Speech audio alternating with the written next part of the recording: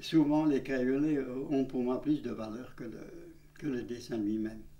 Le dessin lui-même, c'est la routine, etc.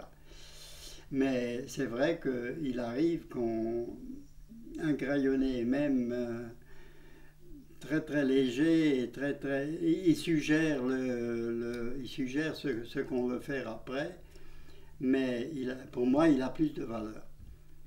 J'ai des crayonnés que je conserve et que je préfère aux dessins définitifs parce qu'ils ont souvent plus de vie. Le premier jet est très très très compréhensible. Il a plus de fraîcheur. Voilà. D'ailleurs ça arrive même pour n'importe, pour un peintre comme c'est toujours le premier jet qui est le plus intéressant et qu'on aime conserver. Et moi, souvent, je les conserve. Même il y a l'éditeur qui me dit souvent, ne les jetez pas. Voilà. Simone, quelle est la phase du travail de votre père qui, graphiquement, vous aimez le plus? À quel moment vous aimez le mieux ses dessins? Moi, j'aimais bien quand il crayonnait, quand il faisait vraiment le pré-dessin au crayon. Ça, j'aimais bien, cette partie. Ça faisait comme une esquisse, Oui, ça, j'aimais bien. Et puis après, bon, les planches terminées, ça évidemment, hein. Mais les planches, pas imprimées, hein, les planches terminées, originales. Mais c'est vrai que quand il avait juste dessiné, fait le tableau, quoi, c'était des tableaux, hein, d'une certaine façon. Quand il fait un premier jeté sur sa feuille, il y en a dans tous les sens, il y a des traits dans tous les sens, c'est vraiment, c'est brouillon si vous voulez, ce qui est normal, hein, mais c'est brouillon.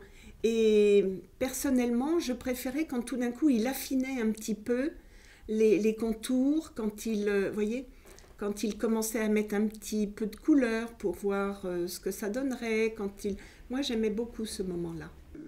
Le thème principal, c'est quand même c'est la gentillesse, c'est l'honnêteté. C'est plus fort que moi. Je transforme tous mes dessins en une espèce de leçon de choses. Chaque fois, je ne peux pas m'en empêcher, quoi. C'est pour ça aussi que même si c'est de la fiction, les enfants s'y retrouvent parce qu'ils trouvent dans mes albums des éléments, mettons, de leur environnement, de leur maison, de tout, quoi. Ils peuvent se transformer en bricoleurs, etc. Dans la maison de Caroline, qui est un peu l'histoire de ma maison de campagne, eh ben, il s'occupe de tout, il remplace les tuiles du toit, il construit une salle de bain, etc. C'est un peu du vécu. C'est une aventure familiale, la restauration. Ah oui, la restauration, surtout que c'est lui qui l'a faite, hein, en grande partie. Hein. Il était extrêmement bricoleur. Et il savait tout faire. Et là, ça le détendait. Comme après... Bouffet-Noireau. Ah oui, il se détendait beaucoup. Hein. Mais il ne faut pas oublier qu'il faisait une partie de bricolage et une partie dessin, puisqu'il emmenait son cheval, enfin tout ce qu'il fallait, tout son matériel pour dessiner. J'ai beaucoup aimé dessiner les animaux. J'ai passé des journées, je ne sais pas quoi, aux zoos, etc. Dessiner les animaux d'après nature. Les études de canards, de becs, des oiseaux, trouvés morts. Hein. Bon, ça, c'est une tête de veau que j'ai vue dans la vitrine de mon boucher une fois.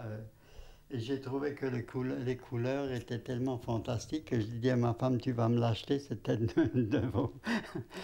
Et puis alors là, c'est de la gouache pure, vous voyez.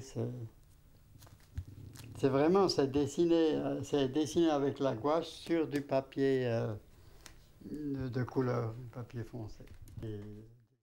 C'est aux eaux, alors. Ça, c'est aux eaux de Vincennes, la célèbre Micheline. C'était un éléphant d'Afrique qui a vécu de longues années, etc. Ça, c'est pas évident d'arriver à capter. Vous aviez un carnet de croquis? J'étais un peu le seul qui dessinait, qui passait mes journées au zoo. Mais dessiner des animaux vivants, on les suit dans leurs mouvements, et on arrive à faire des planches avec tous les mouvements parce qu'on les suit. L'animal revient toujours à ses gestes, aux mêmes gestes, voyez-vous. Quand vous le dessinez couché ou assis, il se lève, il s'en va, mais il revient, il reprend la même position. C'est un peu ça. Alors on fait des tas de petits dessins. Ce sont des études. Bon. Ça c'est un bison qui était un travail d'école à l'école des Beaux-Arts. C'était un travail de fin d'études, dessiné d'après nature. Alors ce dessin a été réalisé après des études de détail, voyez-vous. Ça c'est le type de dessin Académique. de grand-père. J'ai suivi, même à la campagne, j'ai suivi les vaches dans le pré avec ma boîte de trucs. Voilà des dessins de vaches faites, dessinés directement à la gouache en marchant avec les vaches qui broutent.